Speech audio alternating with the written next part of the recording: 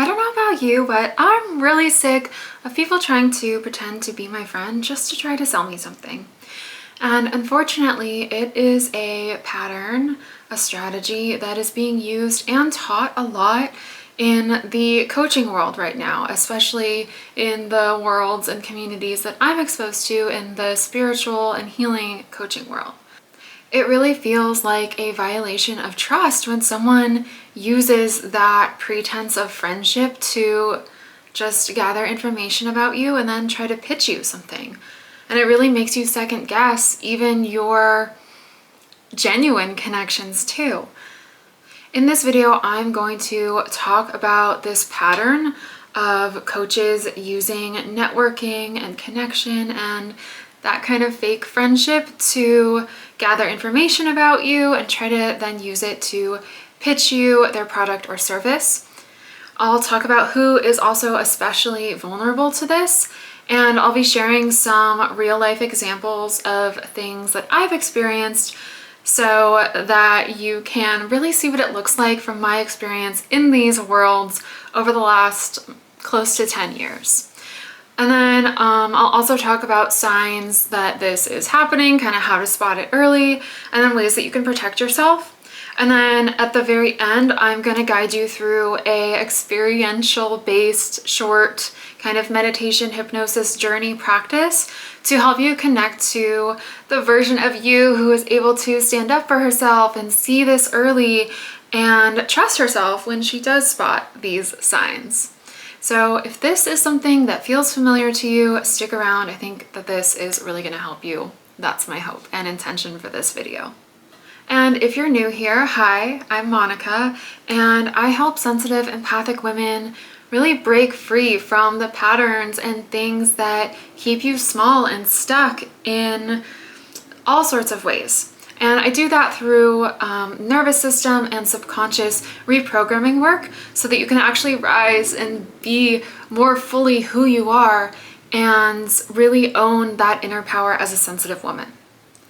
I truly, truly believe that sensitive, empathic women are so needed in this world, on this earth, especially right now, but that we have been conditioned by painful experiences in our past, in this life, or even in our past lives, and conditioned by a world that really doesn't understand you, me, as a sensitive, empathic woman, and really that sends us into hiding and shrinking and abandoning ourselves.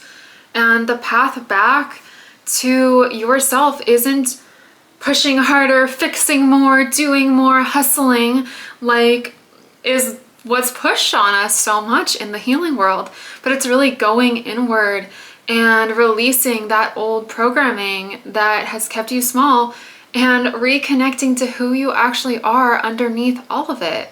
Because when you do that and you become more fully yourself and feel safe in doing so, then life truly does transform. And the world really needs that transformation right now, and it starts with you and me.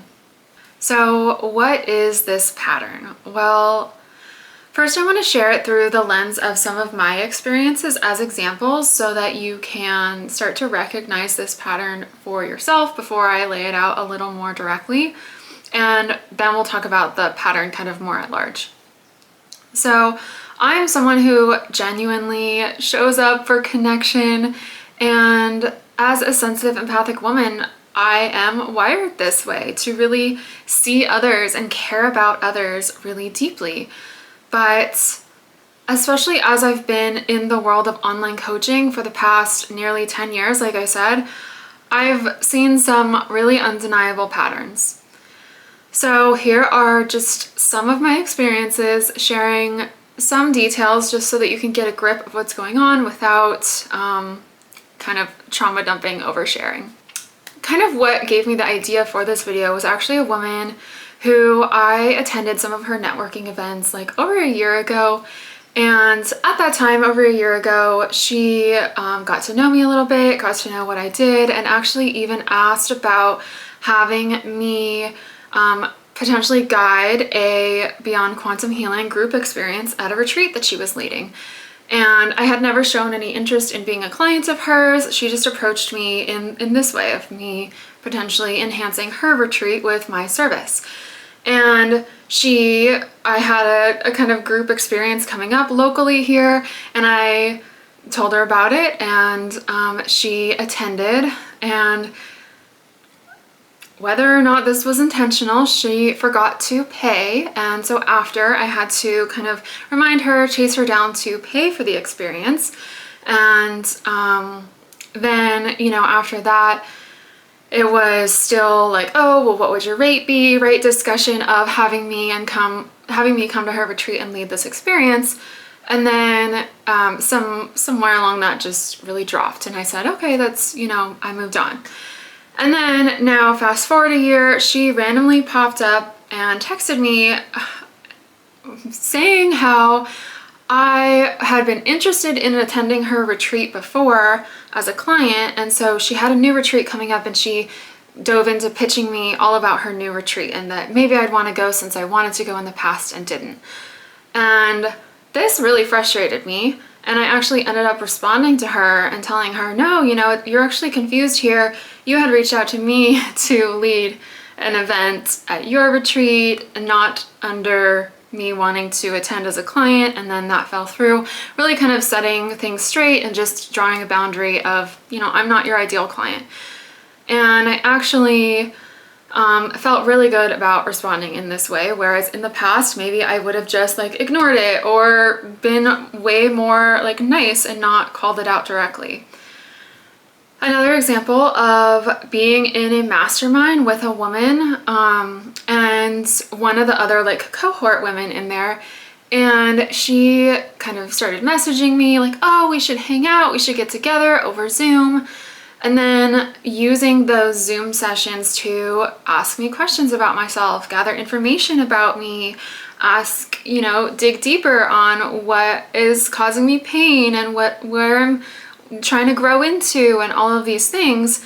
And then eventually leading that into how her work would be so helpful to me. And right, so the progression into pitching me. And I did eventually sign up to be in that container. And it was interesting because I realized that some people are really good at selling themselves, but then when you're in their container, they're not as good or even as confident in delivering as they were at selling, which is really interesting because I feel like I struggle with the opposite. Like I struggle to sell myself and talk about my offers as powerfully as the results, that then when I actually hold the space for people, the results are way more powerful. So that's something I'm working on.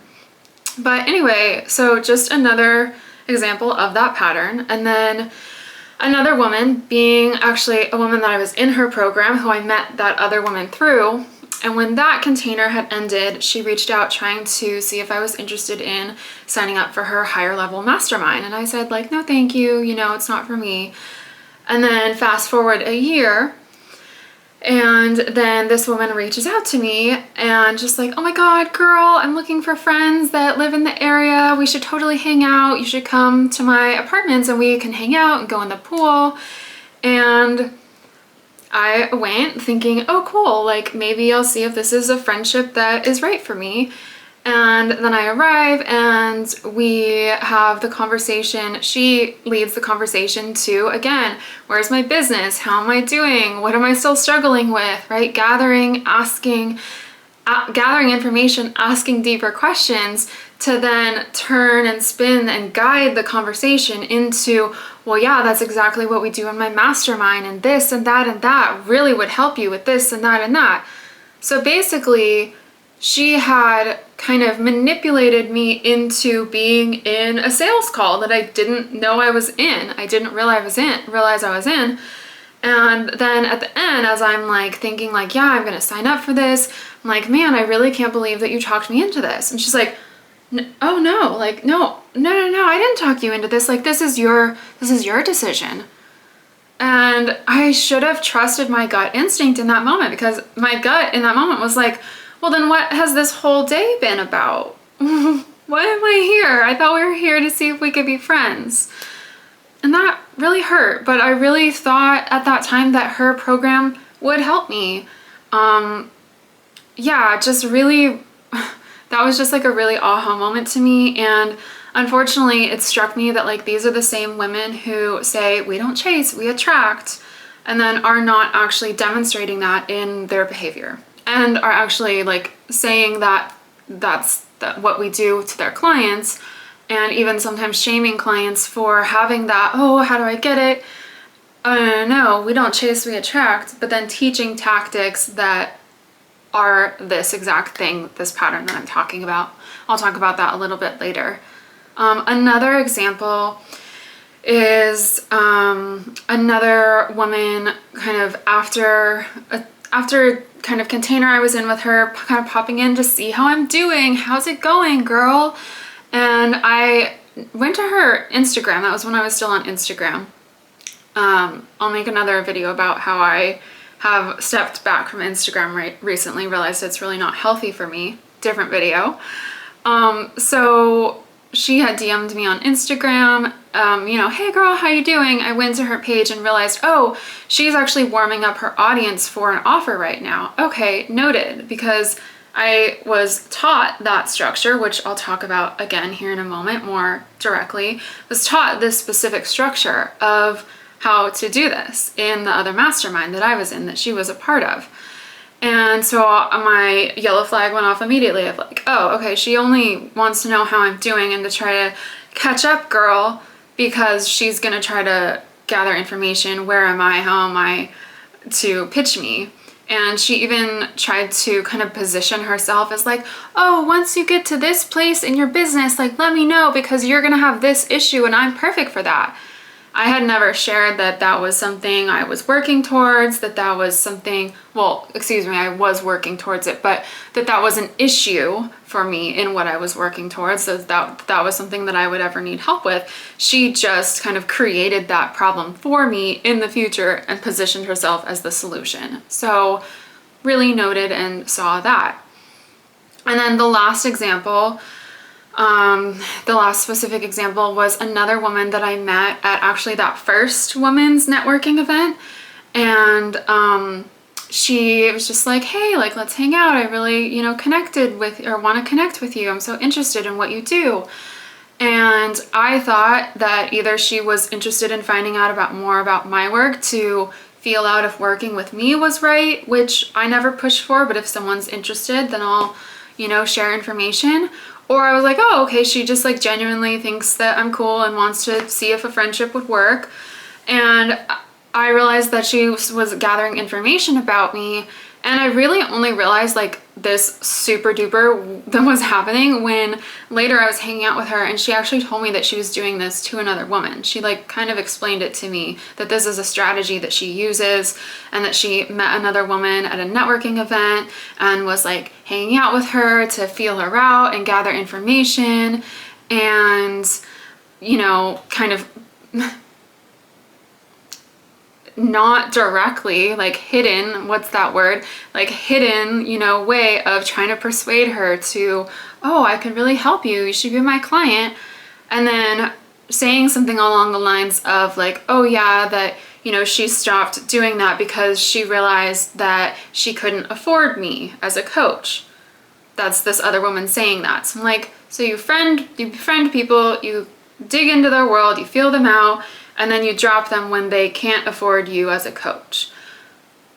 Noted. Interesting. And after that, I stopped spending time with her. I just, you know, set that boundary. And I've just noticed this also, no more specific examples, but I've just noticed this also in numerous other women, especially from past mastermind programs I've been in, popping up randomly in my DMs and trying to pitch me an offer when I never showed interest in their work as me being their client.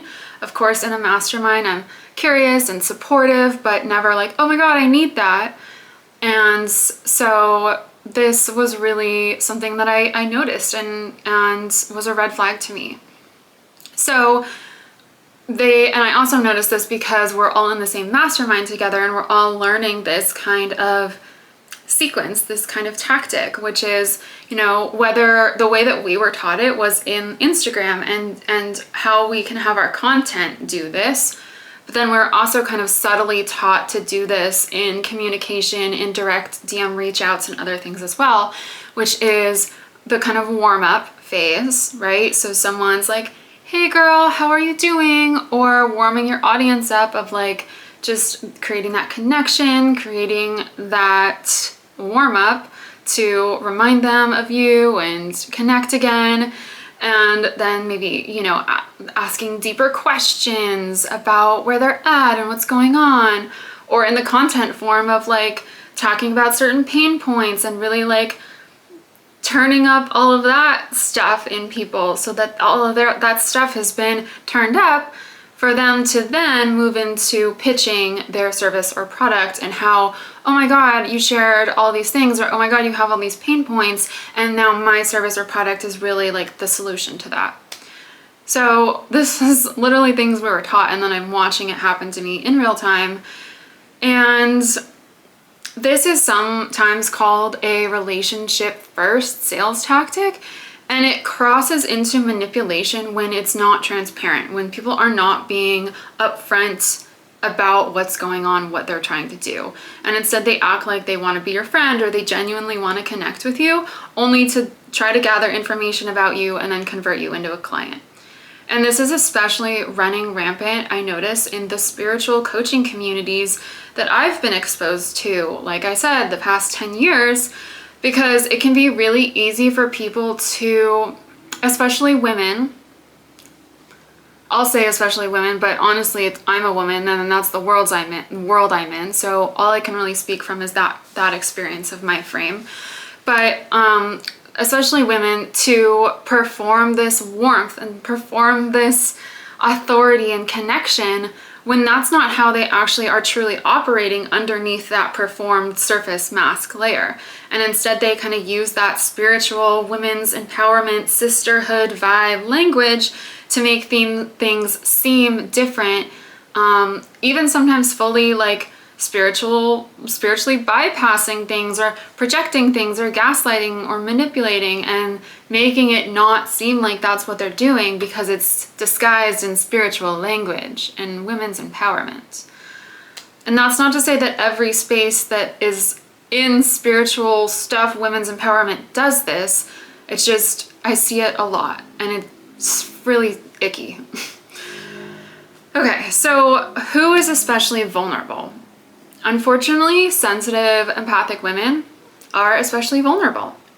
And this is because we generally always try to see the best in people. We generally go into things with pure intentions and unconsciously assume that the other person is showing up genuinely too, but then learn the hard lesson that that's not how everybody operates. And we often give people the benefit of the doubt and are even more quick to blame or question ourselves when something happens, instead of holding the other person accountable. And this can be things like justifying things or making excuses for others of like, oh, they forgot, oh, she didn't know, she didn't mean to, instead of actually like realizing like, oh no, this wasn't okay, this happened, and this is not acceptable. And also, as a woman on the autism spectrum, I also realize that a lot of autistic people experience this exactly, because again, we tend to take people at face value and assume they have good intentions and are engaging with us genuinely. And then people who are operating from these hidden agendas can really slip past our radar, because we're not wired to just be suspicious of people generally when people seem friendly. And that's a really shitty thing, that's a lesson that we have to learn. Many autistic people are really hurt by this and the larger way that the world works in this way, and it's really harmful. And while this can seem like a major flaw of a sensitive, empathic, or even autistic woman person, I've come to realize, and I hope that you can come to realize for yourself, that instead of judging yourself and seeing it as a flaw and seeing as like that there's something wrong with you, please recognize that It's actually so freaking beautiful that we connect in this way, genuinely, lovingly, authentically. And you know, I also really believe, like Gandhi said, like, be the change that you wish to see in the world. So instead of taking some people's advice of like, oh, you gotta learn how to play the game of life and like learn how to do that too. No, you don't. All you have to do is learn how to spot it and protect yourself. And I'm gonna talk about that. So spotting it early.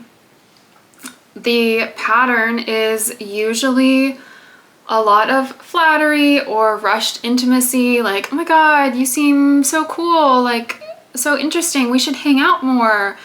And then using that hanging out to learn about you, gather information, ask lots of questions.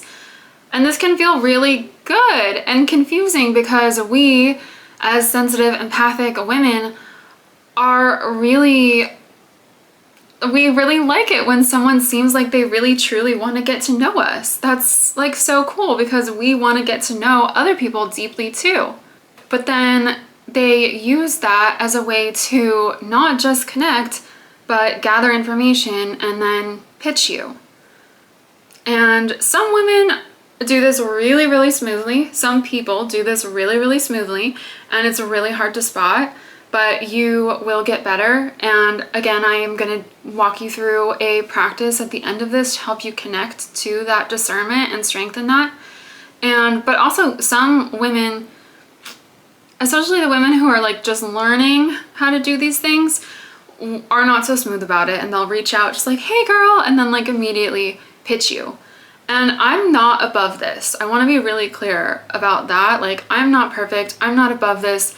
And actually, when I was in that mastermind learning these techniques, I actually tried this too on one of the other mastermind cohort members.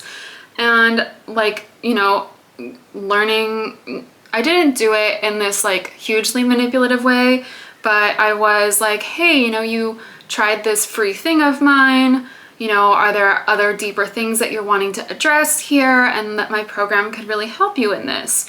And even though I still felt like I didn't do it fully right and fully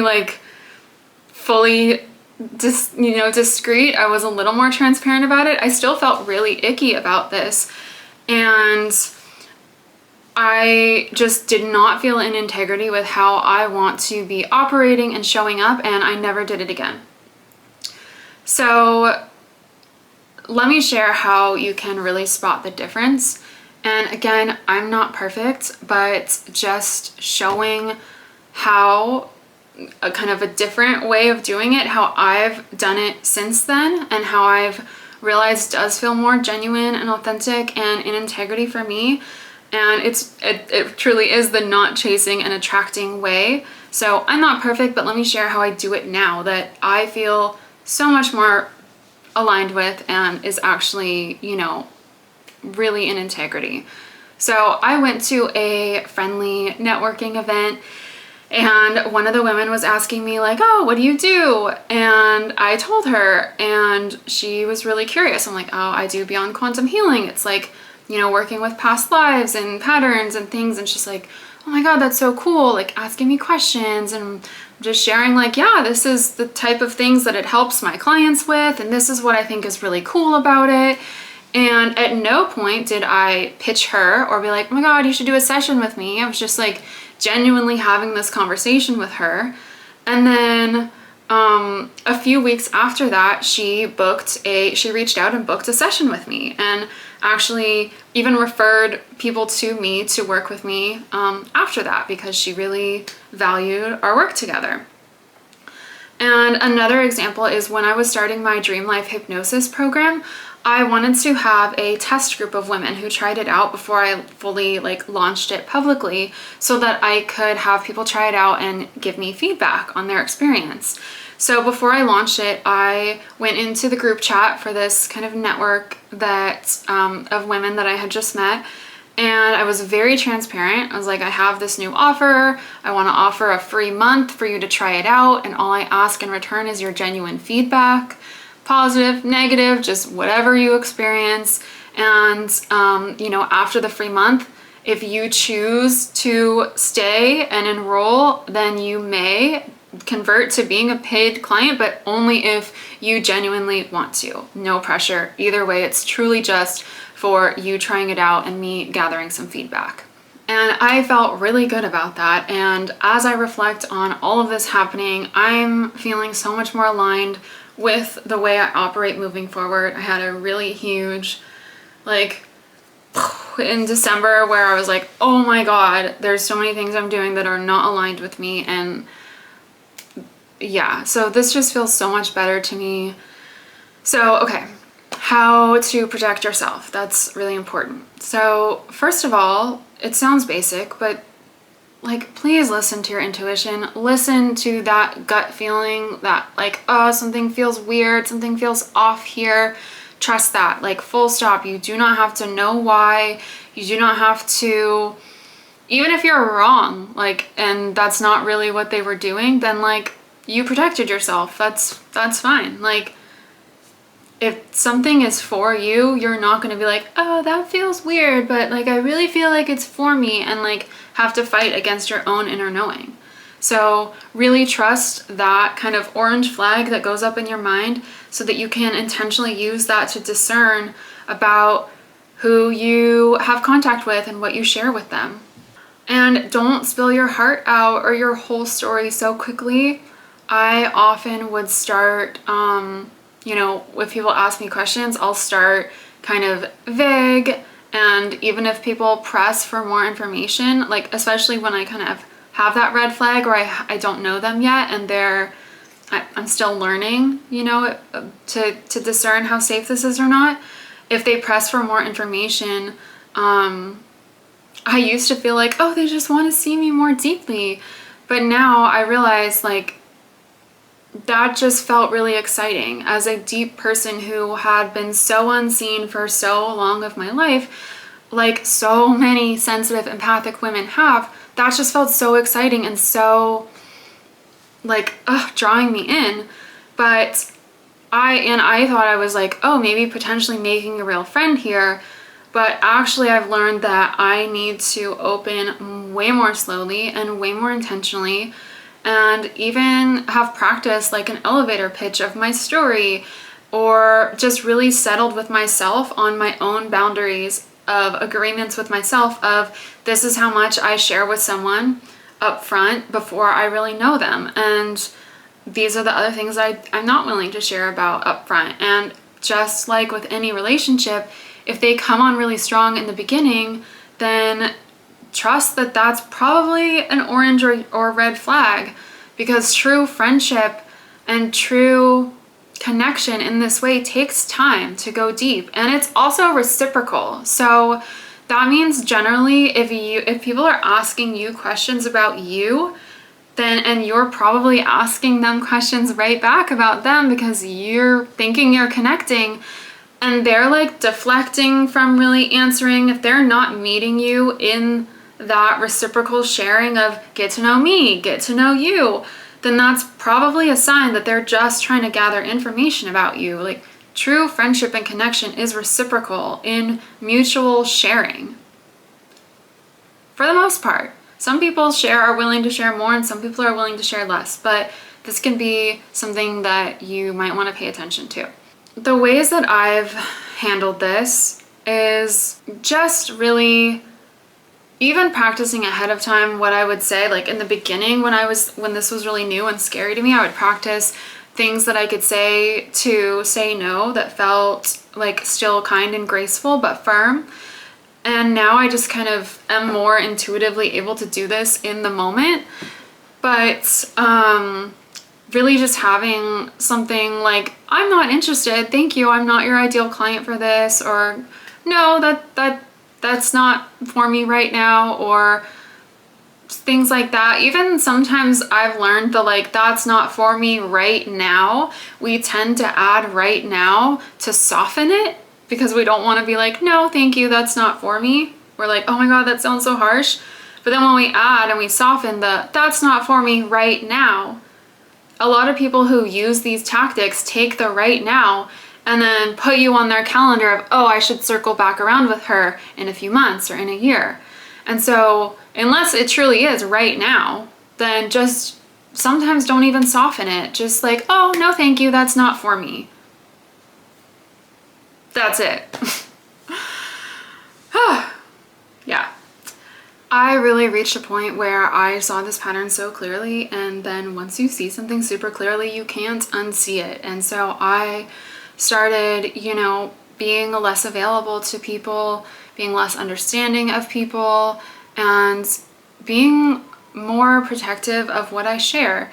And not in a closed off way, but in a very discerning way, in a not so wearing my heart on my sleeve for every single person, but keeping my heart right here and still open, but just protecting myself better in these ways. So now I want to take you through a practice where we're going to do a short kind of inner journey to help you connect with that version of you who is able to stand up for herself and trust herself and spot these things. So go ahead and get comfy in your chair and close your eyes, take a deep breath, and just first start by feeling your body being held by the chair. Feel that you are safe and supported in this space that you're in. And if you're not in that space, then just skip this or come back to this later when you are in a safe place, because that's really important. So just noticing that you're safe in this moment in your chair, noticing your breath. Just take a few deep breaths just to settle. Maybe you were feeling frustrated or triggered, having memories come up while I was talking, and that's okay. But just for a moment, just let all that settle. And imagine yourself in a movie theater. And you are just observing, like from a bird's eye view, you sitting in this movie theater. It's a safe, totally safe movie theater. There's no one else around. And on the big screen, you see a film strip appear. It's kind of like those old film strips where there's little squares of each moment. And right now you just see you currently. And then you notice you have a little remote in your hand, and you gently hit the rewind button. And you see this film strip rewinding and moving to a time where you had an experience that felt like this. A time where you had an experience where you thought, oh my God, maybe they could be a friend. This is someone who genuinely wants to connect with me. And then you eventually realized, or realized through this video, that that's not where they were genuinely coming from. And just observe.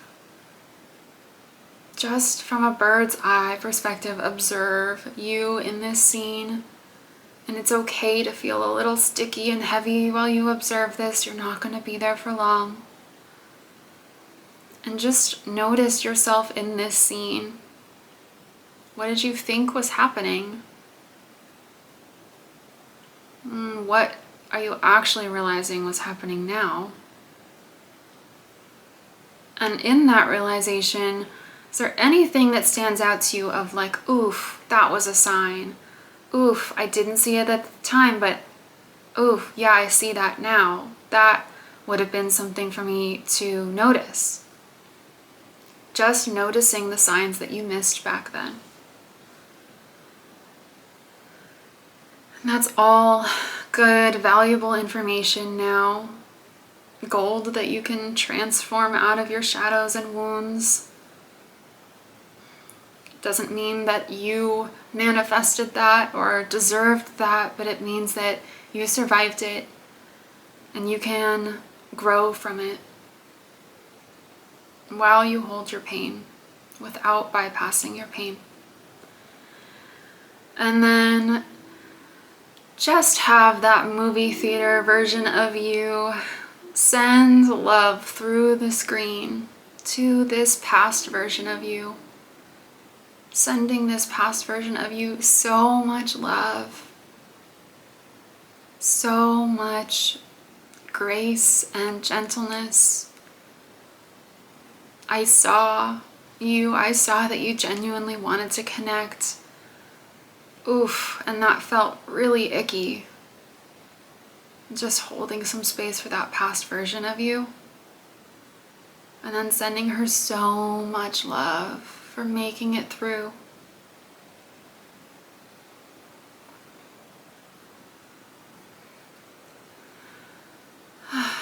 And then, when you're ready, noticing your remote control in your hand again.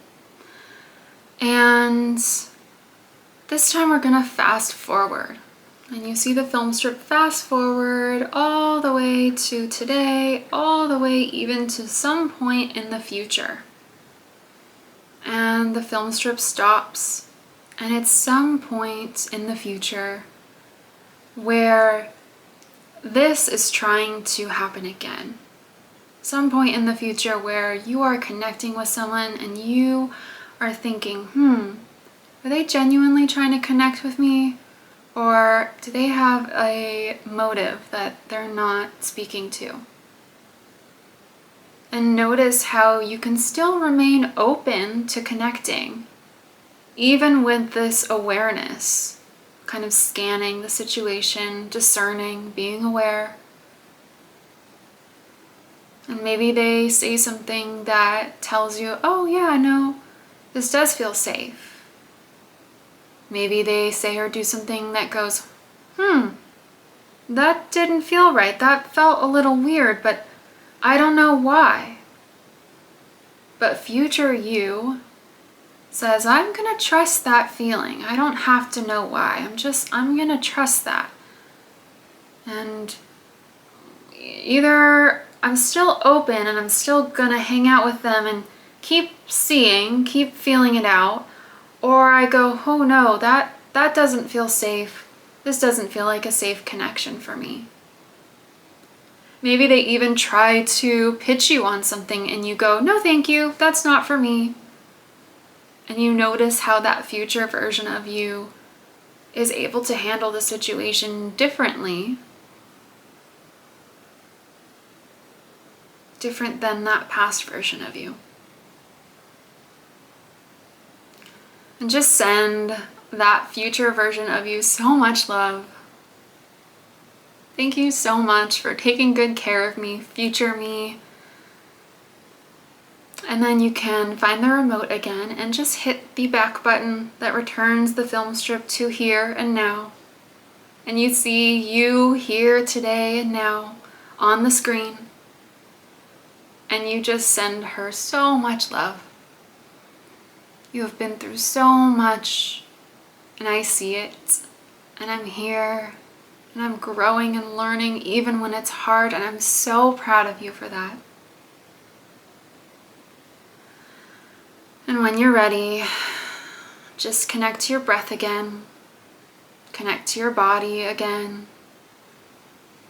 Notice your back being supported by the chair.